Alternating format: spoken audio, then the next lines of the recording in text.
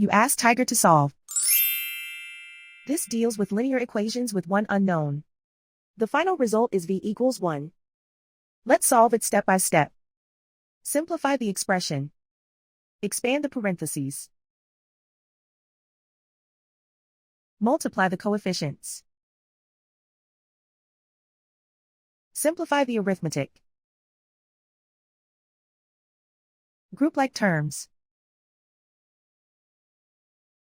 Combine like terms. Group all v terms on the left side of the equation. Add 8v to both sides. Group like terms. Simplify the arithmetic. Group like terms. Simplify the arithmetic. Group all constants on the right side of the equation. Subtract 20 from both sides. Simplify the arithmetic.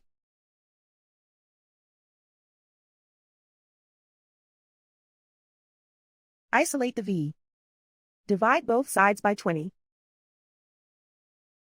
Simplify the fraction.